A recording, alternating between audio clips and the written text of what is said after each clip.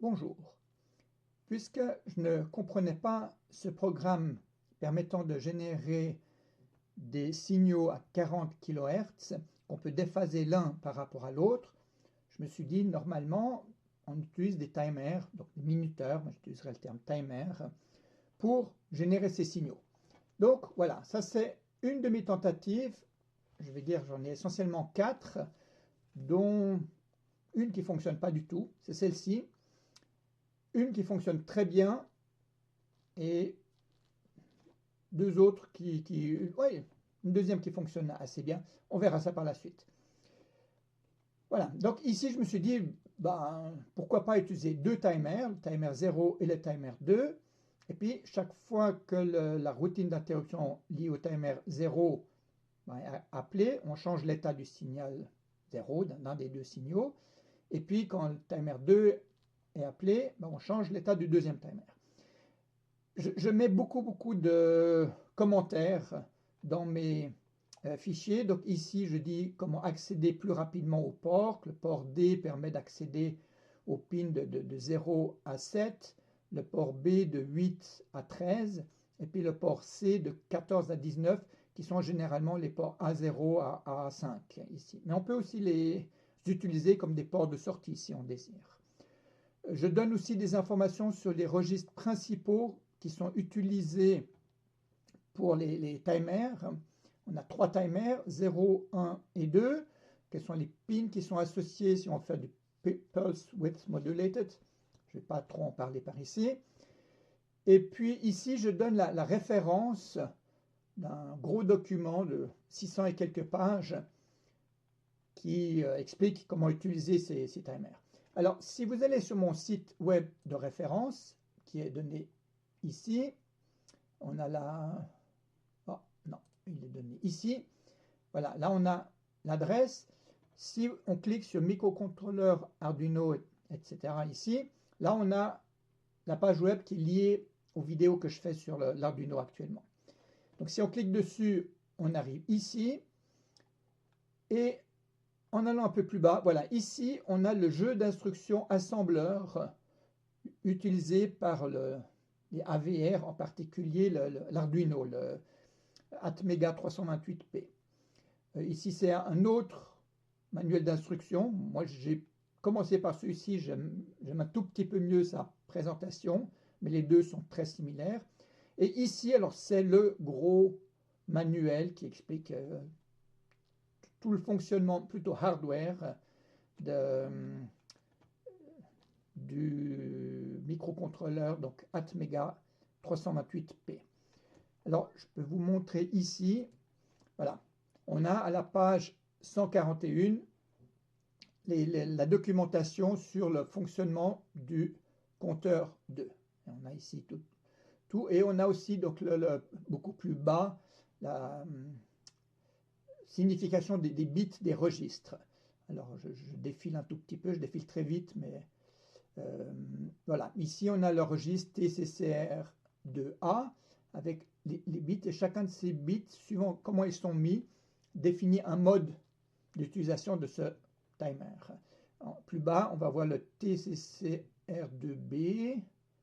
Je pense qu'il va venir, où est-ce qu'il vient? Voilà, il est là. Alors là aussi, ces trois derniers bits donnent la vitesse, etc. Donc ça, vous pouvez le télécharger depuis ma page web et le lire. Dans mon programme ici, je donne pas mal d'informations. Je reparle de ces deux registres, TCCR2A, TCCR2B, quels sont les bits, et puis à quoi servent ces informations. Enfin, chacun de ces bits. Voilà, donc ici, je peux vous laisser lire ce programme qui est à disposition sous la vidéo et dans ma page web. Voilà, alors donc, dans le setup, ce que je fais essentiellement, je configure le timer 2 pour qu'il fasse une interruption toutes les, alors je marque ici, 12,5 microsecondes, donc ça donne un signal à 80 kHz. Il faut deux interruptions pour une période complète, parce qu'on a deux changements, il faut monter, redescendre, puis après remonter. Et ces 12,5 microsecondes, ça vient en faisant le produit 0,0625 fois OCR2A plus 1, donc fois 200. Et ça, c'est 1 sur les 16 MHz du processeur. Donc le processeur tourne à 16 MHz, ce qui fait qu'on a un tic d'horloge tous les 0,0625 microsecondes. Si on multiplie par 200, ça nous donne ce 12,5 microsecondes pour cette fréquence de 80 kHz, qui est le double de la fréquence désirée, puisqu'on veut à chaque demi-période une interruption. Je fais exactement la même chose pour l'interrupteur, le timer 0. Voilà, ici, ça dit qu'on veut vraiment utiliser la routine d'interruption. Pour le timer 0, je dois faire exactement la même chose quelque part pour le timer 2. Voilà, ici. Le timer 1, on ne veut pas l'utiliser, donc il est tout mis à 0. Ensuite, je dis que les pins 3 et 5 sont en sortie, en mode sortie. Et voilà, ça c'est la routine pour le timer 2. Et le comp A, il y a une autre possibilité, ça c'est le overflow. Ici, le compteur du timer 2, il irait de 0 jusqu'au overflow, jusqu'au maximum, qui serait 255, et il continuerait. Ici, il va de 0 jusqu'à OCR2A, et après, il recommence à 0. Et chaque fois qu'il arrive à OCR2A, il génère une interruption. Et ici, on aurait la possibilité d'avoir une interruption à chaque fois qu'il atteint la valeur de OCR B2. Ici, il ne reviendrait pas à 0 quand il atteint cette valeur. De cette manière, on peut générer des impulsions à une fréquence donnée qui serait définie par lui, et durant une durée déterminée de l'état haut par ici, et de l'état bas entre lui et lui. Bien, mais pour l'instant, ici, j'utilise cette interruption-là, enfin cette routine-là, qui doit s'appeler ISR, parenthèse, timer 2 souligné comp A souligné vect. Et puis, j'ai une variable globale, et si elle est mise à 1, eh bien, je fais l'équivalent d'un digital write high. J'aurais pu écrire ça ici, ça marcherait aussi. Mais ça prend à peu près 4 microsecondes, alors que ça, c'est fait en un cycle, donc un 16e de seconde. C'est donc nettement plus rapide. La même chose ici, c'est fait de nouveau en un 16e de seconde. Donc si l'état est à 0, alors je mets la pin 3 à l'eau, à l'état bas. Et puis ensuite, je change l'état.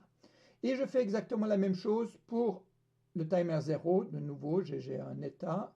Alors ici, c'est l'état 0 que je teste. Là, c'était l'état 2. Je fais l'alternance. Alors cette fois-ci, c'est pour la pin 5. Et puis ici, volontairement, pour les tests, je déphase un tout petit peu. Tous les certains temps, je change la valeur du compteur pour qu'il aille un tout petit peu plus vite, pour que ça décale un signal par rapport à l'autre. Et ça donne ceci qui, comme d'habitude, ah non, ça marche cette fois-ci. Donc on voit que ça se décale et ça marche bien, sauf quand les deux signaux sont proches, et là il va sauter, voilà, il saute, il attend encore, et maintenant ça se décale. En fait, on ne peut pas avoir les deux routines d'interruption qui fonctionnent en même temps. C'est ça le problème. Si les deux étaient indépendantes et pouvaient fonctionner en même temps, eh bien ça marcherait parfaitement. Mais elles ne peuvent pas être en même temps.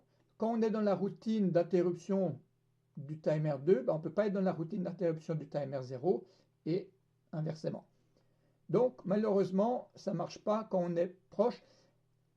On peut essayer de corriger ceci, j'ai essayé, mais c'est extrêmement compliqué. On verra que je l'ai fait dans mon tout dernier programme, j'ai fait quelque chose de ce style-là. Mais ce n'est pas vraiment la meilleure manière de faire. Voilà, mais ça c'est une tentative, donc ça explique déjà un tout petit peu comment utiliser de façon basique deux timers, le timer 0 et le timer 2. On fait des petites choses là-dedans. On ne peut pas faire des choses trop longues là-dedans parce qu'on n'a pas beaucoup de temps. On reste là-dedans que la durée de 200 cycles. Et au départ, quand on rentre dans une interruption, il fait plein d'initialisation, de sauvegarde en réalité. Et donc, on perd déjà du temps pour sauvegarder quand on rentre, on perd du temps pour récupérer ce qu'on a sauvegardé quand on ressort. Donc, on n'a pas beaucoup de temps dans ces routines. Voilà, donc c'est une première tentative qui a raté, mais qui va donner une idée pour une deuxième tentative qui fonctionne très bien, mais qui a le défaut d'utiliser 2 Arduino. Voilà, je m'arrête ici pour cette vidéo et je continuerai avec une vidéo qui montre les 2 Arduino. Merci, au revoir.